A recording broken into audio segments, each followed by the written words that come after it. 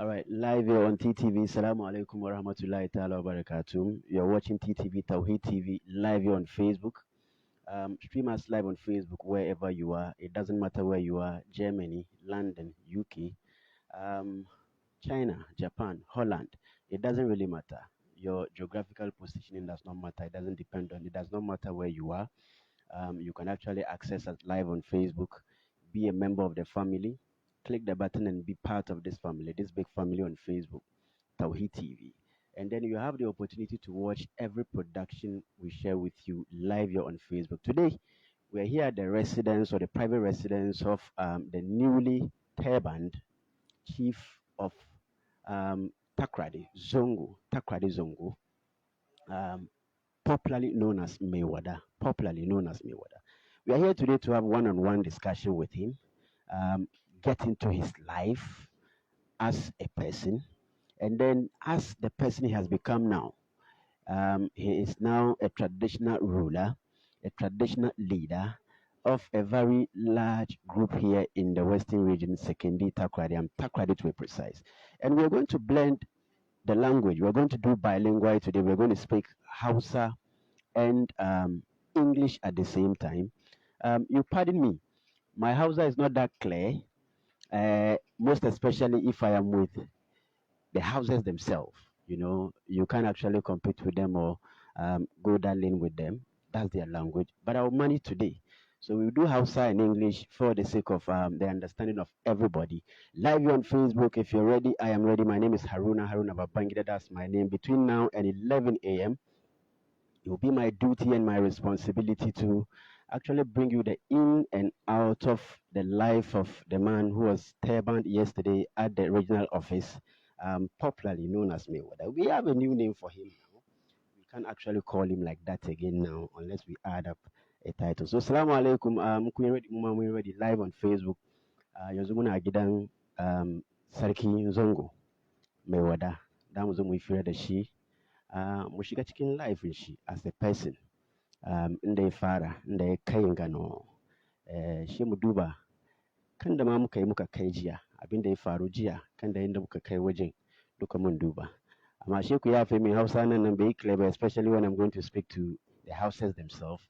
I was struggling a bit, now I struggle kadan da Hausa, amma we will get there. We will cross when we get there. Live here on Facebook. So it's a royal interview today. Assalamu alaikum. وعليكم السلام ورحمة الله وبركاته. Congratulations. Thank you very much. So, and Gia, she, the regional minister kept saying Mewuda in his report. They came with reporting now. I realized they kept saying Mewuda. What is actually the name? And so, the actual name is Mayweather, Maiwada, Mayweather. So now that's the name for the sake of the records and correction.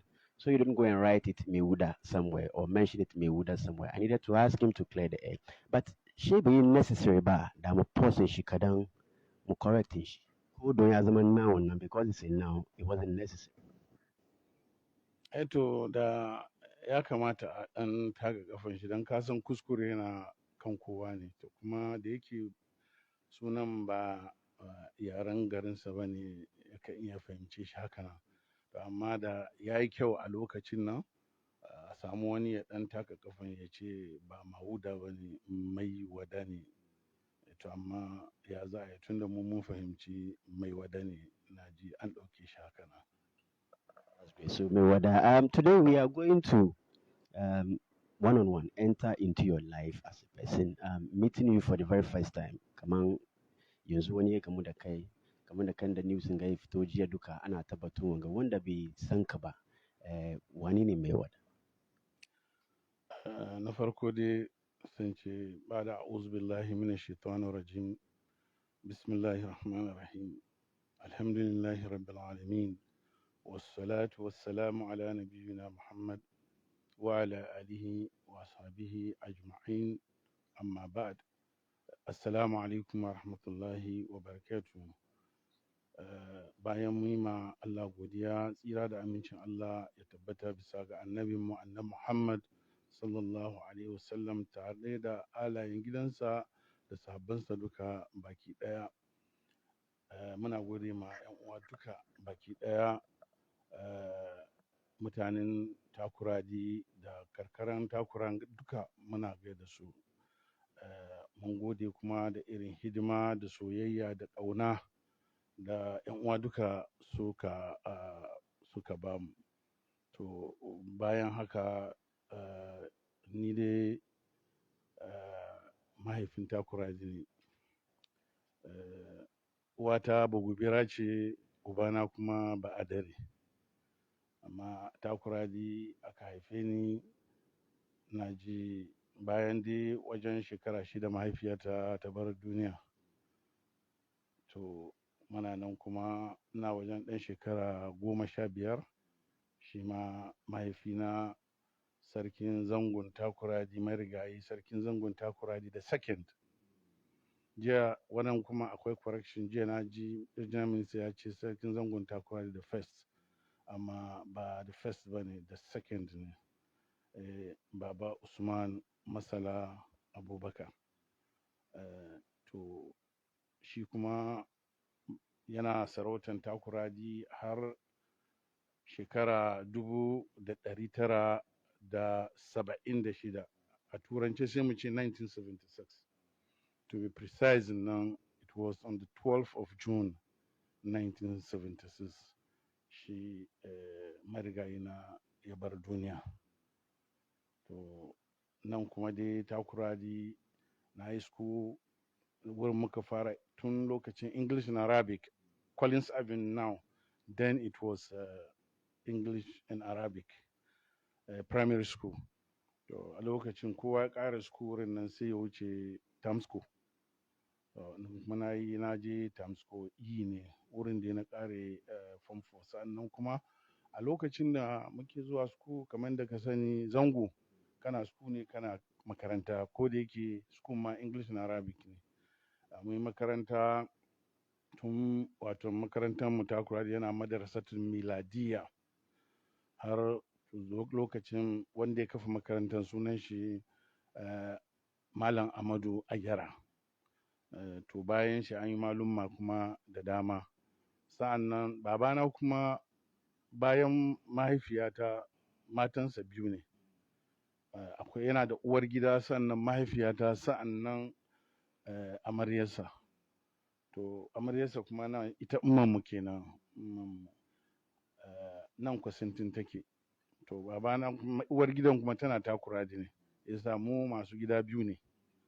In baba na Kwasintin, ni na zama kamar handbagin shi ne. Yana Kwasintin da yake ni maraya ne, ko ina za shi tare da ni yake zuwa. Yana Kwasintin, ina Kwasintin, yana Takoradi, ina Takoradi, kuma muna Kwasintin kuma muna zuwa makaranta. Shi yasa na yi karatu Takoradi, na yi karatu Kwasintin, makarantar da ake ce madrasatul Ihya'iddin.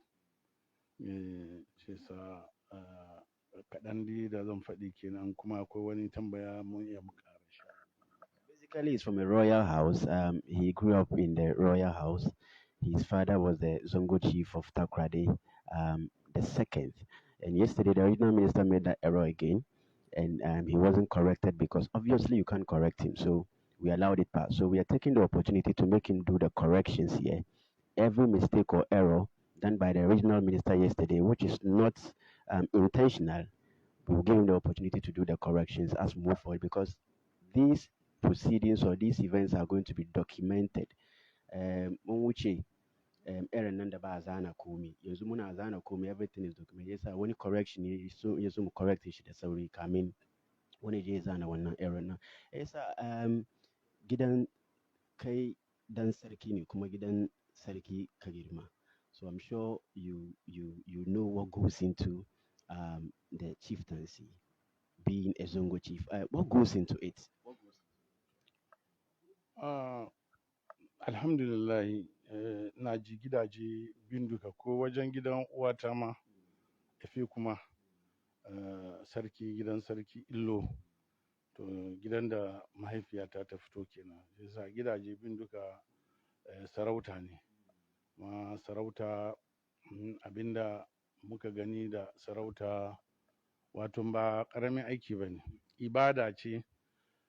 Mun gani babanninmu, babana for example, na bi shi da safe da yamma, akwai hidima ciki ƙwarai, kuma kamar yadda na ce ibada ne, aiki ne da idan ka riƙe shi tsakaninka da Allah, ka yi mai adalci, wata hanya ce da za su taimake ka shiga aljanna.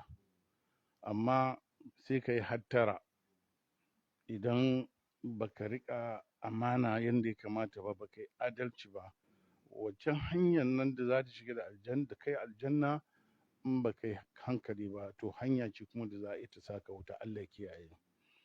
Isa hidima ne da jama'a, zaka wato mutane ne ba wai don kafi su wani abu ba, to amma wa'in ma zaɓa ne na Allah da ya ɗauke ka ya ɗora kan shugabancin mutane, sai ka ƙoƙari ka yi iya gwargwadon abin da Allah ya sauƙe maka ta wajen haɗin kai, ta wajen taimaka ma bayin Allah, don akwai hidima ciki. Isa yadda muka fahimci sarauta kenan, hidima ce, aiki ne da za ka zo ka yi cikin kwamitinka, yadda za ka duba a gyara community su samu ci gaba, ba kamar da ake zo na wuri guda haka ba. You live here on TTV, Tawhid TV. We're having one-on-one discussion with the newly turbaned Chief of Zongo, Takoradi Zongo, Sarki Mewada. He's the one we're talking to in his private residence at the moment. I will do the translation as we move forward for the understanding of those of you who can't speak Hausa. I think he's doing exactly what royals should do. He speaks very good English, and it is public knowledge he's based in Canada. And once you hear Canada, you know they are the owners of the Queen's language. He speaks very good English, but because of royalty, the first time I had an interview with him, he spoke English. But because of the royalty, he needs to give credence and importance to his language, the very people he represents. And I think that's why he's sticking to the language Hausa rather than chipping in English from time to time. So I will do the translation as we move on. And exactly, he's teaching us royalty. It's obvious, Kamang, kind understand abin da ke cikin sarautan. You understand what goes into it. And Chidi, how prepared are you? Kai shirin wanga load. Alhamdulillah, cikin ikon su Allah a shirye muke. A shirye muke saboda ai kaman jihadi ne.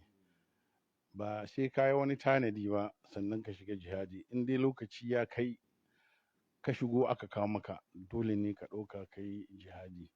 Shi yasa cikin ikon su Allah a shirye muke. In Allah yadda mun iya gwargwadon abin da Allah ya sauwaƙe mana insha Allah.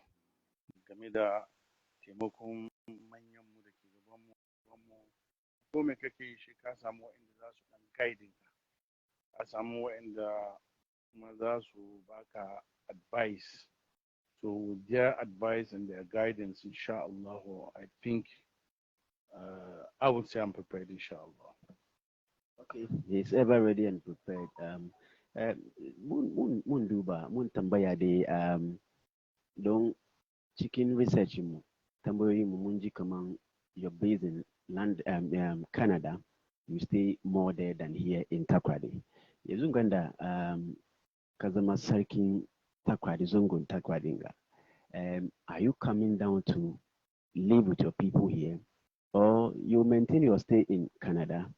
And if you're going to maintain your stay in Canada, how are you going to do the work? To alhamdulillah, wannan tambaya na ji tambaya ce da take da muhimmanci kwarai da gaske. A gaskiya ne ni mazaunin Canada ne, amma ko dama gabanin sarauta ka san Canada mun je nema ne, kuma idan ka je nema tanadin da kake ne Allah ya huwace maka ka dawo gida, kamar yadda fantawa ke jewa wai ife nufi muna cikin preparation da Allah zai zawo da zaman mu gida, saboda ba niyanmu ne mu zauna turai har lokacin da Allah zai kire mu, ko da yake baka san wani lokaci ba ne wannan lokacin da Allah zai kire ka. A halin gaskiya even before da sarautan ni mutum ne da inda tauhid ma sun yi shaida, na je every year ina zuwa gida. Ina zuwa gida in zo yin wata 3 wata 4, in ya so sai in koma. Da yake iyalai gida biyu nake da shi, akwai iyali na wato amarya ta Hajiya Nafisa nan take, sannan ita uwar gidan Hajiya Maryam ita tana can Canada. So na je ne kamar wajen wata 8 maximum shekara, sai in dawo nan kuma in zan yi wajen wata 3 wata 4. Amma kamar yadda kuka gani wannan karo ma na yi wata 6 da 'yan kai kenan. Saboda shi kamar yadda ka tambaya, zan je ina dawowa ne ko zan zo in zauna ne. Ina da dreaming zan zauna gida, amma a sannu a hankali ya kamata in shirya in kintsa, saboda especially sarautan zango yadda muka sani sarauta ce na hidima.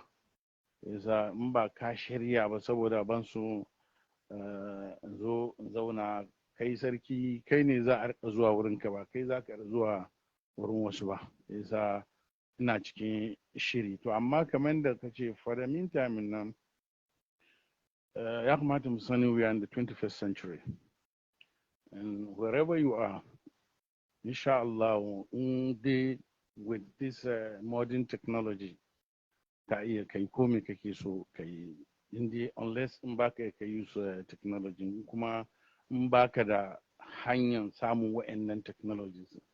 Amma in mun shirya, kamin ma in zo in zauna gidan, ina da niyyar zuwa gida, ban sani yau ko gobe, amma cikin wannan taka tsantsan da muke, mun duba mu gani insha Allah. Amma for the meantime na rika zuwa na dawowa, amma ban ta ma ya bata kuma with the modern technology, and don't forget we're in the 21st century, inshallah. Live on TTV Tawhid TV. I just asked a multi-million-dollar question, a question on the lips of quite a number of people, or many people, with regards to the fact that he's based in Canada and how he's going to, handle this particular position as the Zongo Chief of Takoradi. And he just answered the question. He says, we are in the 21st century, and for that matter, that shouldn't be a problem. But even at that, he has intentions to come back home and reside here with his people, serve them to the best of his ability. Basically, that's what he said. And we are here in his residence, and we've seen the kind of preparation done here. We've seen a private office here in his residence, and you can see he's poised for work. Regardless where he finds himself, he will still work. You pardon us if you hear people knocking every now and then. You pardon us because it is understandable. He was just pair-band yesterday, and by our tradition, you have people coming in to visit, coming to greet and congratulate. So if from time to time you hear people tripping in and then people knocking and coming in, understand, you pardon us. We're supposed to have this happen because of our tradition as a people.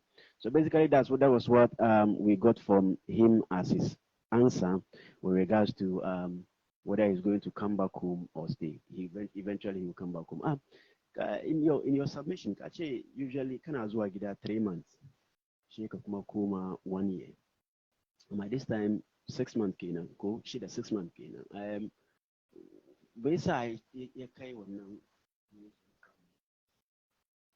A halin gaskiya, ni yanda nake rayuwa na tafiya da programming ne, na programming kaina ne.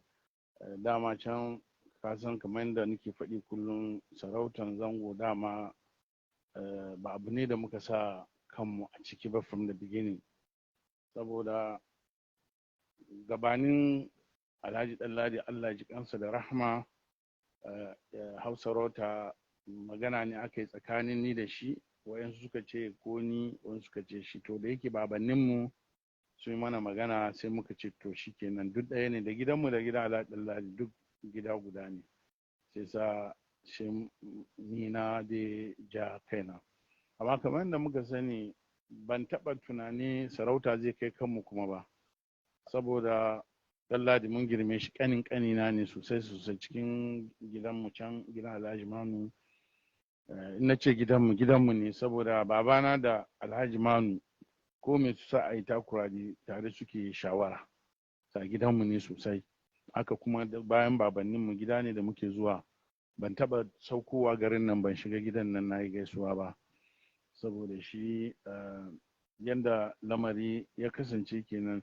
Na niyya dama zan zo in kama gida ziyara wanga lokaci ɗan juma. To sai ya kawo game da sarauta. To ka san tun wajen min ne ya kamata a yi sarautan, sai wani ɗan tangarɗa ya tashi. To tangarɗan da ya tashi sai ya ja lokaci, kuma tun da jama'a suna sona sun zaɓe ni, bai kamata in bar jama'a cikin duhun kai in tashi in tafi ba. Sai na ce na jajirce in sacrifice, in tsaya in make sure wannan magana ya kwanta inna zai kwanta, saboda shi ina ji lokaci ya ja har wannan lokaci. Amma ban lusu komai ba. Na ji daɗi da na zauna muka ga ƙarshen wannan magana, alhamdulillah. Muna bin magana, we've been following the issue from day one. Kullum aka ce a zo regional office mu da ku ne. At a point in time, mu man da muke bin procedure nan mun zo mun yi frustrated. Na zo tambaye ka kai da kanka along the way, sai ka yi frustrated. Honestly speaking, ban taɓa nuna frustration, but so the last month dai. Ma from the beginning na san komai yin Allah ne. Abinda Allah ya so yarda haka zai tabbata. Mu muna da lokacin mu, amma Allah na da lokacinsa. Lokacin Allah shine lokaci mai kirki. Wai ya menembra no ya ember papa. Shi yasa gaskiya shi ban get frustrated ba. Akwai gajiya ne. Dan wani bi sai na zo kamar ma ina ƙarya, masoya sukan kira sai in ciwo an ce next week. Next week muka je a ce next week. To gaskiya till last month nan dai sai ina ga kamar no, what's going on.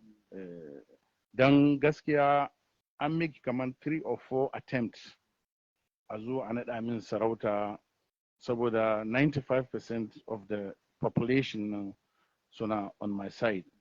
But I'm the one telling them to exercise patience. Mu samu hakuri tun da magana na hannun regional minister.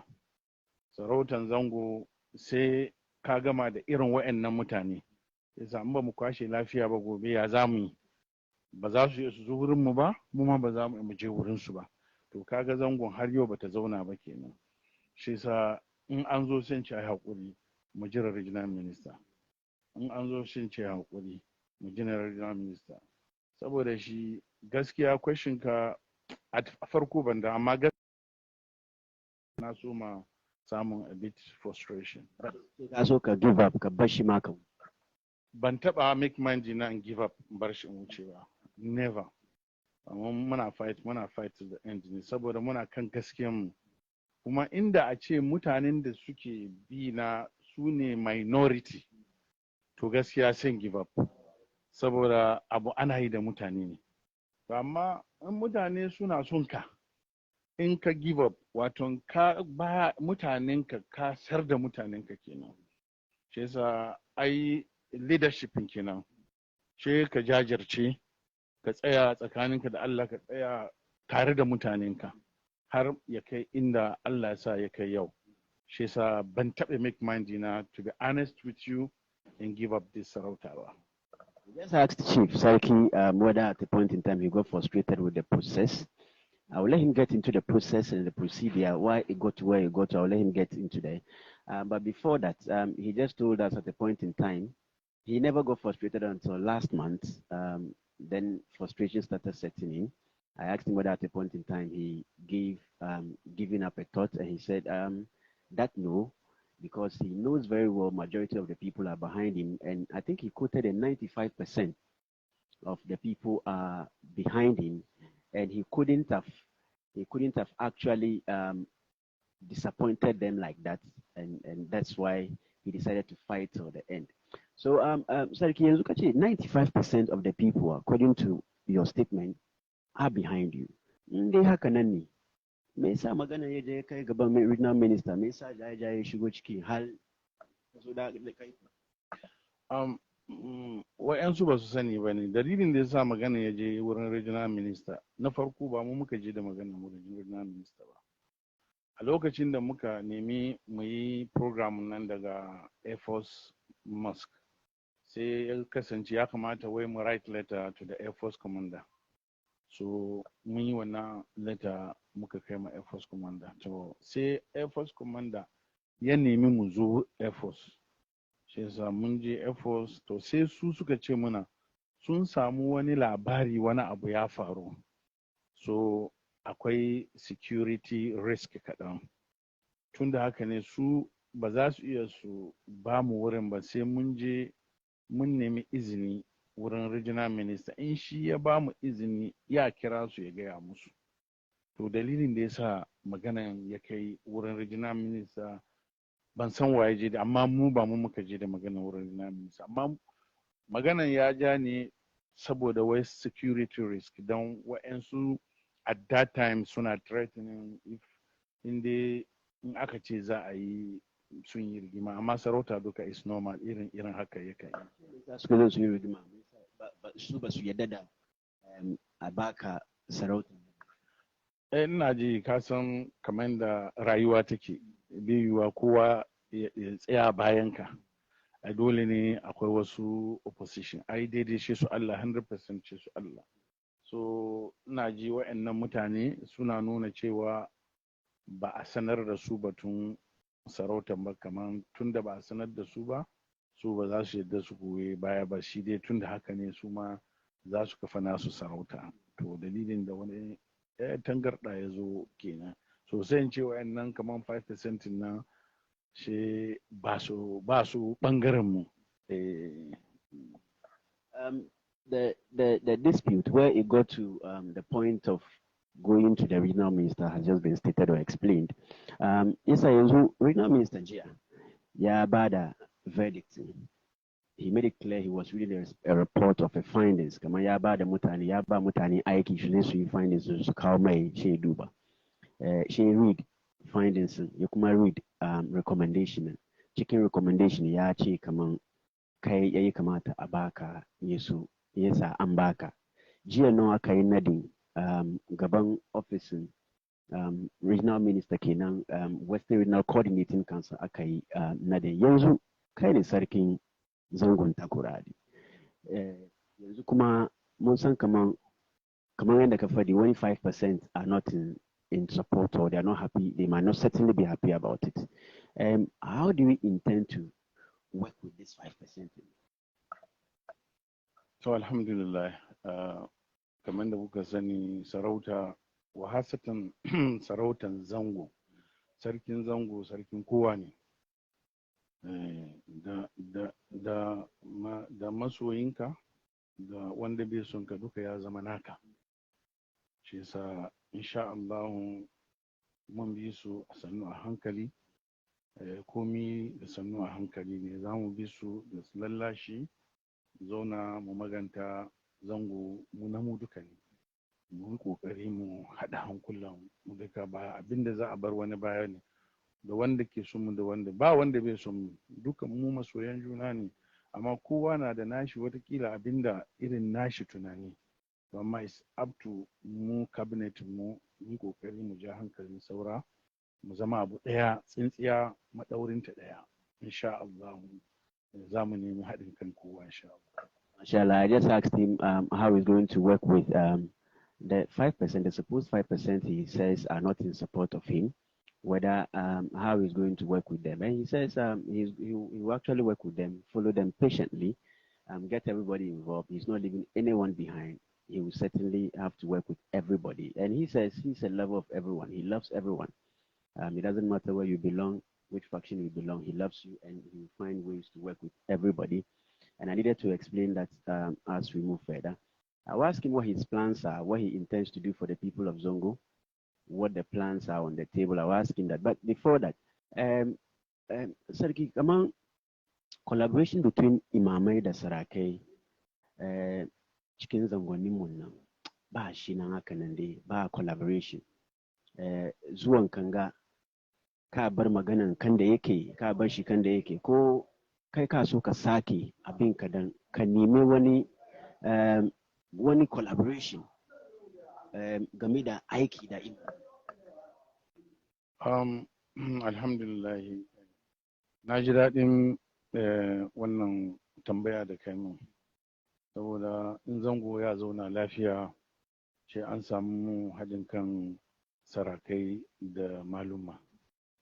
Sarakai su nasu ne aikin gargajiya, maluma kuma su ma su kawo abinda ƙala Allahu ƙala Rasul, sai a gama da gargajiyan sai a tafiyar da haka. Shi yasa in ka tambaye ni abin da ke akwai kenan, babu collaboration between the malumma and the sarakai, zan bar shi haka nan ne ko zan duba in wani abu haka? Mun duba in haka nan ne to ya zama mana wajibi a mazaunin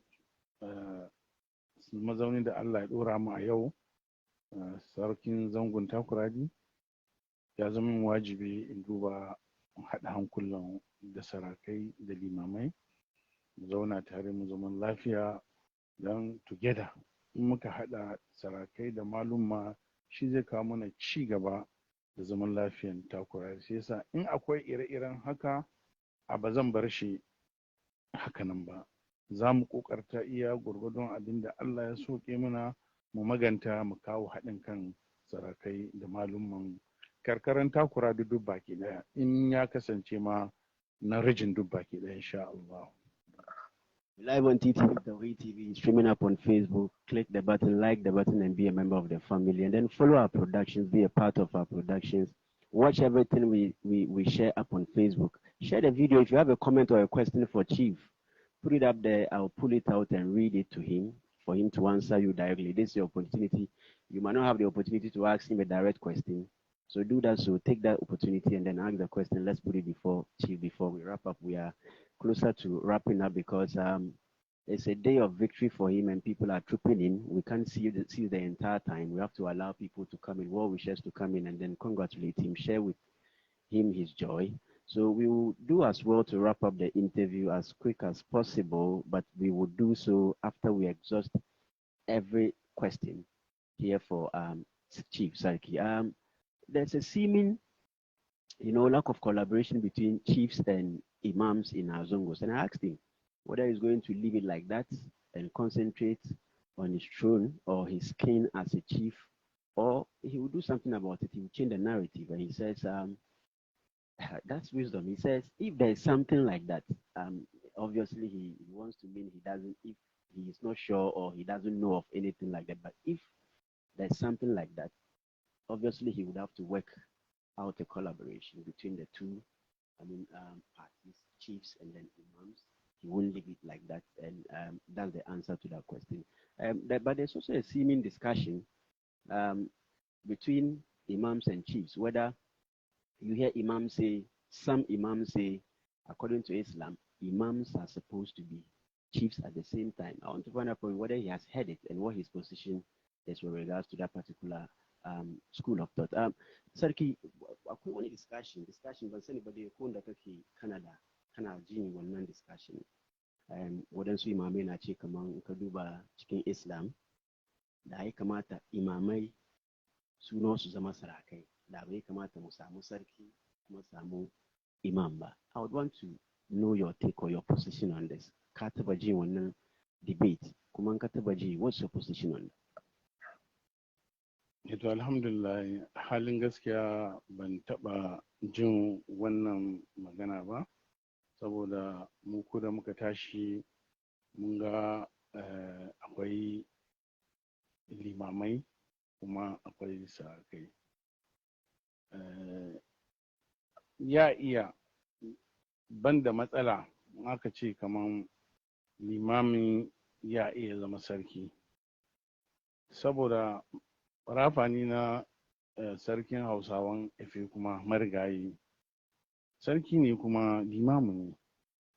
In sarki, in misalin limamin ko kuwa sarki yana da ilimi, misalin kaman Sanusi Lamido, sarki ne limamu ne, shi yasa in kaman kana da ilimi ka zama liman kuma kana da hali ko kuwa sarauta na kanka ba laifi ba ne kai sarki kuma liman. Ai kamar misalin sarki Habib sarki ne kuma limama ne, yasa amma kar mu manta akwai wani ya iya zama limamin amma idan aka gama mai da sarauta zai tarwatsar da komai. Hakanan kuma wani sarkin ne idan aka gama mai da limanci zai tarwatsar da komai. Shi yasa a halin da muke ciki karkaran ga ina ji a tafi a sannu a hankali a haka kamar yadda muka tashi, tun da dai ba aibi ba ne ga addinin musulunci. Kaga mu abin da ya zama aibi zai taka addinin musulunci shine ba za mu yadda ba, amma in dai musulunci bai hana a yi sarauta a yi limanci ina ga ba matsala ba ne. In kuma akwai sarki limamin da zai iya zama sarki, ina ga ba I have no problem with that inshallah. In regards to that particular debate or discussion, he says he sees no fault or no problem with it if an imam has the character, has the attitude, has all it takes to be a chief. He sees no reason, no mistake with that. He sees no fault with that. And he actually gave examples of people who are imams and chiefs at the same time. He has no problem with that. But he says you can have all it takes. You can have the knowledge to be an imam, but you don't have the character. You don't have what it takes to be a chief. And when it is forced on you because of that school of thought, you might mess up, things. And for that matter, he thinks we should be careful and patient with that particular discussion, and then make sure we don't force things and leave things the way they are. Growing up, they saw chiefs and then imams.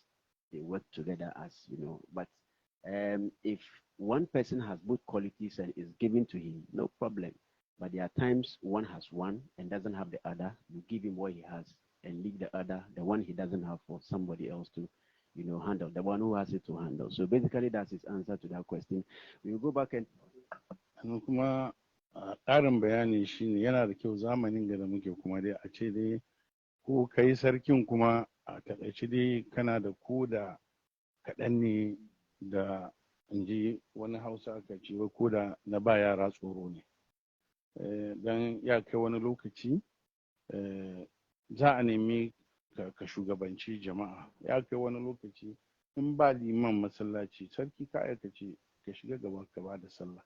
So yana da kyau zamanin da muke cikin da a takaice dai ko da ba hafizi ba ne ko ba mai ilimi da yana da kaɗan dai ya san kabilinsa ya san ba'adinsa cikin addinin musulunci, ko da wata rana ya cancanta ya shiga gaba irin wani gaddami malin ce to ku zauna ni zan shiga gaban ba da sallah insha Allah. In addition to that explanation, he called for an addition to that explanation, and he says, if you are also a chief, or if you have what it takes to become a chief, and you become a chief, you add the knowledge of the imam to it as well, at least a little.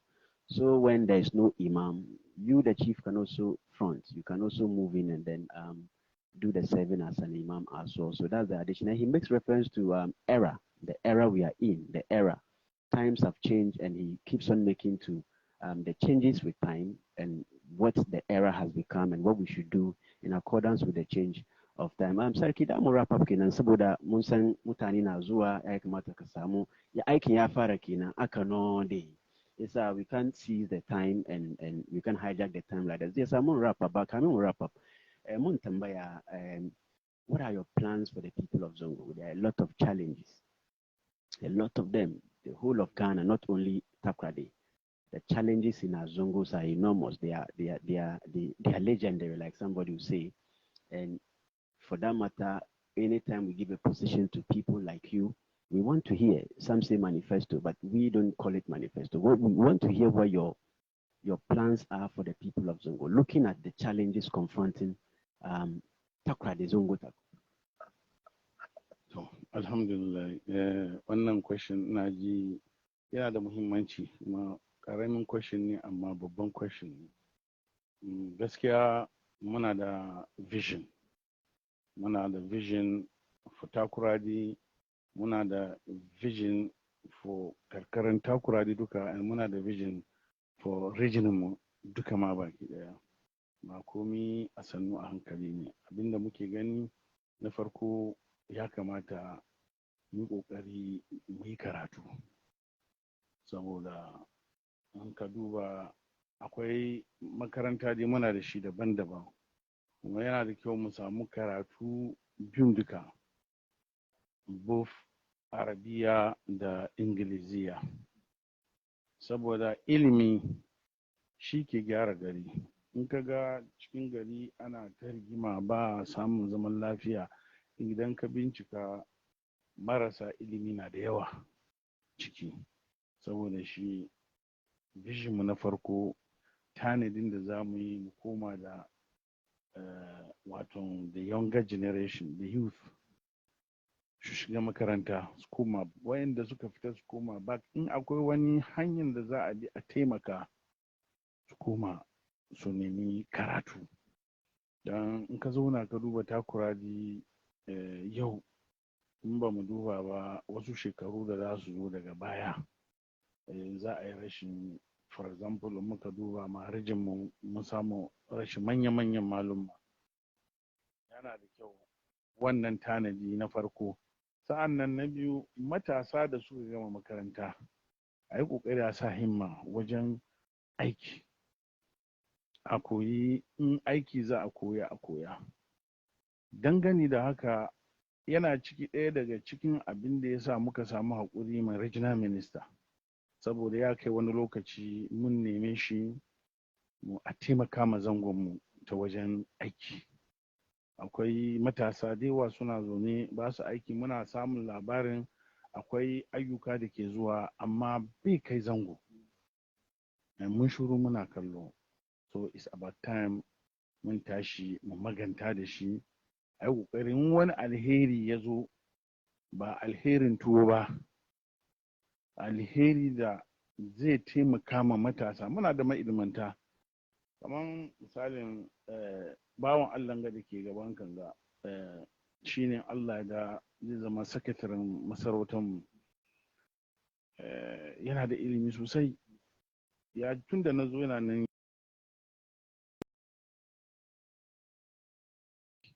Amma shi dan saboda zangwanci, ana categorize zangolis ko saboda zangolism, ya bari shi ka mu muna kuma ba. Shi yasa yana cikin abubuwan da za mu yi, mu ƙoƙarta, in ma za mu maganta da hukuma ne, mu zauna da su a taimaka ma zangonmu, kuma mu kawo haɗin kai. Don in muka haɗa hankulanmu, watakila wani na da aikin ma'aikaci ya buɗe kamfani, amma saboda rashin haɗin kai sai ya ɗauki wani na waje ya sa cikin ma'aikatansa. Amma in akwai haɗin kai, dole ne ya duba zango ya sa su ciki. Shi yasa rarraba yana kawo mana cikas cikin zamantakewanmu. Yasa yana cikin ababen da za mu tsara, mu haɗa hankulanmu, mu yi tafiya guda as musulmai, a cire wani bambancin ƙabila. Mu duka musulmai ne, kuma zango 'yan uwan juna ne. Kai ko ba fefe ba, ko fanti ne, mu tafi tare, mu tsira, mu gudu tare, mu tsira tare.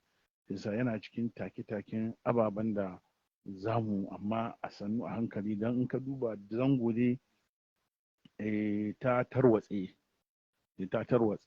amma cikin kunsu Allah, mun duba mu yi iya gwargwadon abin da Allah, ka san daidai ce su Allah, amma ka iya gwargwadon abin da Allah ya sauke maka ne. Tunda an ba mu opportunity yanzu, mun kokari mu use wannan opportunity properly, mu use shi properly and wisely, yanda za mu kawo ci gaban zangon karkaran ga duka baki ɗaya, insha Allah. We asked him what he's going to do for the people of Zongo as the newly turbaned chief of Takoradi Zongo, and he identified three key challenges of the Zongos. He identified lack of education, he identified lack of employment, and then he identified lack of unity. And I think he's going to be fronting, he's going to be pushing these three for the time being. And he made mention of patience. He's going to do that patiently. And he says that's the more reason why they even had to follow the regional minister with patience. He says a couple of times people wanted to come here and then turban him by force because they feel the regional minister was delaying the process or the proceeding. But he says, no, we need this man. We need to work with him. The time will come, we will need him so badly. So we need to work with him and fix our problems as a people. So let's follow him and get his attention, get him part of us as a people. And it reflected here when I asked him what he intends to do for the people of Zongo. He says education is key, and anywhere you see there's chaos, anywhere you see there's problem, the youth don't take orders. They like to apply mayhem rather than going through the procedure or the process. He says you investigate and you find out there's lack of education, there's lack of thorough education, and for that matter, he's going to make education one of his key priorities. Make sure whoever is supposed to get education gets the education. Whoever drops out will get the education, will get back into school. And then he made mention of lack of employment, and it's public knowledge that you go into our Zongos, we don't have employment. Most of the youth, very intelligent people, but they roam about, no job, nobody wants to help support. And he tied that to lack of unity. He says if there's no unity, someone in the Zongo might even have a job for you. But because of the lack of unity, you go and bring someone outside to give the person the job. And that's the more reason why we need unity as a people. And he made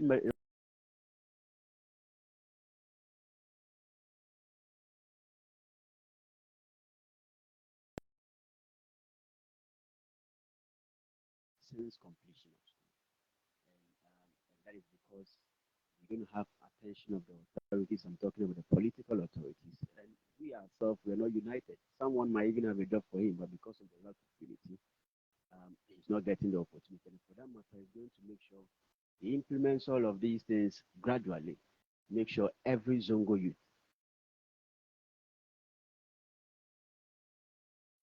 of the Zongo. I hardly script my interview. That is not my thing. I don't script interviews. I like to have a conversation, but because it's a royal interview, you see me looking through my phone from time to time because I need to admit that this interview I needed to script it so I avoid mistakes because I'm talking to His Royal Highness Chief Mewada, the Chief of Zongo. We'll wrap up the interview, but before we do so, we'll go back and pick his final words for the day. This is not the first time or the last time we're going to be speaking to him. From time to time, we walk in here or in his office and then find out the the things he has said he will be doing, how far he has gone with them, what next. We will be coming to him from time to time to do follow up. So this is not the last time we are going to be talking to him. But for today, we will pick his final words as we wrap up the interview. So, na farko kamar yadda muka na gode ma na farko family na ce family na da immediate family su ne matana da 'ya'yana. Na farko uwar gida ta hajiya maryam wanda aka sani mai shinkafa, sannan amarya ta hajiya nafisa, sannan na gode ma 'ya'yana kuma abin da ya kama abdulrahman ahmed, abdulmajid ahmed, zainab ahmed wanda aka sani mami, sa'annan rabiatu ahmed wanda muka sani ummi. don ire-iren wannan shi ka samu full support of your family and alhamdulillah su mara min baya, shi sa na gode musu da irin wato taimakawa da suka yi game da shawara da sauransu. Sa'annan ina gode ma babban babanmu alhaji audu yaro da wato yan uwa mutanen kwankwamfe duk baki daya da irin tsayin daka da suka tsaya saboda mu karbi incinmu, mu fight for right mu, and that is what we did, and alhamdulillah. Bayan haka ina gode ma yuthin Takoradi duk baki daya, ba tare da na ambaci wani kabila ko wani kabila ba, dukkan yuthin Takoradi ina gode musu da irin hidima da suka yi, wanda suka taimaka ciki da wanda suka samu wani matsala. A takaice muna gode musu.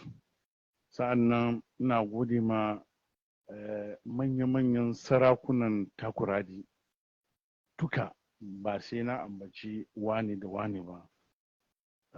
Ina gode ma kuma su Baba Nasir, su Dan Jumma, irin hidima kai kawo.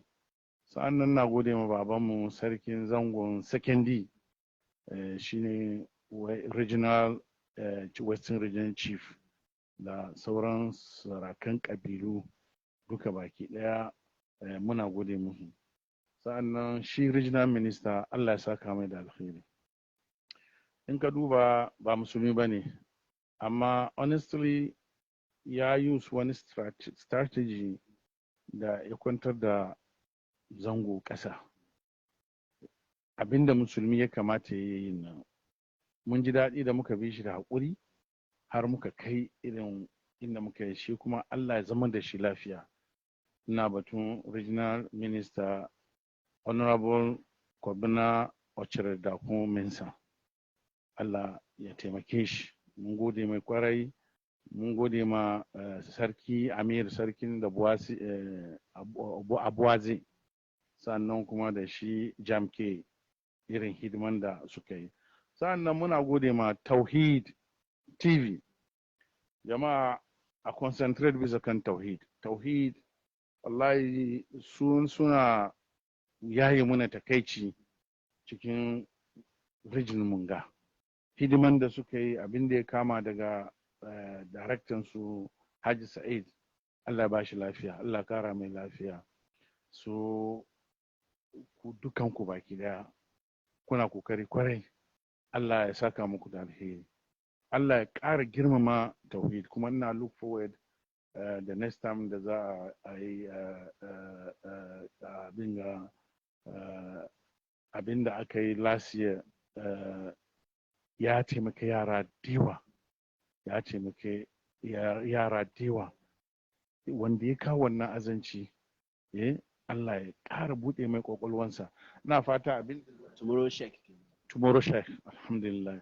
Tomorrow Sheikh na muna fata bana abin da za a yi fi wanda aka yi lasiya, da mutane sun yaba kwarai. Mun ga amfanin shi, ko mu ma mun koyi, mun karatu ciki. Mu ma mun karatu ciki, kuma muna follow kowane lokaci. Muna fata From Canada. From Canada, baran da program da ya zo ban kalba. Ko cikin dare ne ina zama, ko ina aiki na wani ina fatin duba, saboda ina jin daɗi.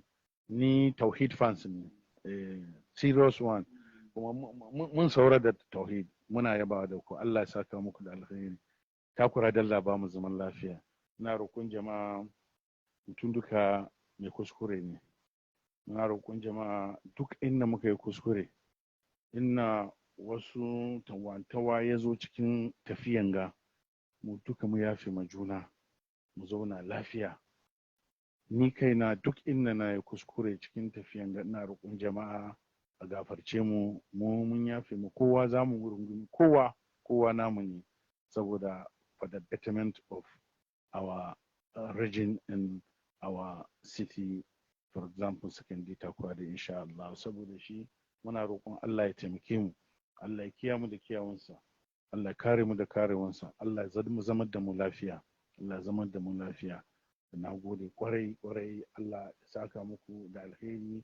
Masu duban Tauhidi kuma, Tauhid TV, ku yi ƙoƙari kullum ku concentrate kan wannan TV. Muna gode muku kwarai da lokacin da kuke samu, lokacin da kuka samu muna yau kuka duba wannan program ne da ina ga questions da answers da zo ciki yana da muhimmanci, saboda shi wanda ya samu duka ya share ya ji nisa, saboda insha Allah kamar yadda ya ce ba farko ke ba kuma zai zama ƙarshe. Kuma a shirye nake Tauhid, kowane lokaci, at any time, any moment kuke nema na, the door is open for you, insha Allah. Jazakumullahu khairan wa barakallahu fikum.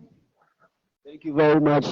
Oh my God! Time to wrap up. All he said were Thanksgiving. Call it vote of thanks. He was just giving thanks to everybody, all contributors.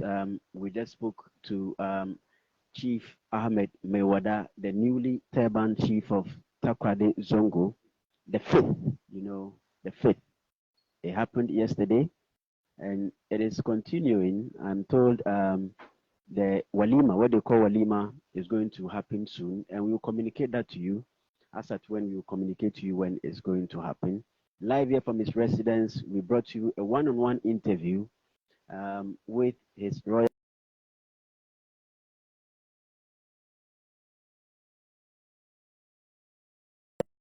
Ahmed Uthman, ka aka manta da sunan babanka an rage maka wani abu don sunan uba ya very very important, shi yasa in za a kira sunan na fi jin daɗi a gama da sunan uba na Ahmed Uthman mai wada. That's the correction there. He needed to add his father's name in there, who was a Zongo chief, the Takoradi Zongo chief himself. That's the second. So Ahmed bin Osman Mewada, that's the full name. So in case you want to document, you want to write or put down something, you get it right, and then we move on for the sake of history. It goes down into history. Yesterday was the turbaning day, and we came here to do or have a one-on-one interview with him. Thank you so much for watching. My name is Haruna Babangida, that's my name. Until we bring you another production basically tomorrow, thank you for watching. Assalamu alaikum wa rahmatullahi ta'ala wa barakatuh.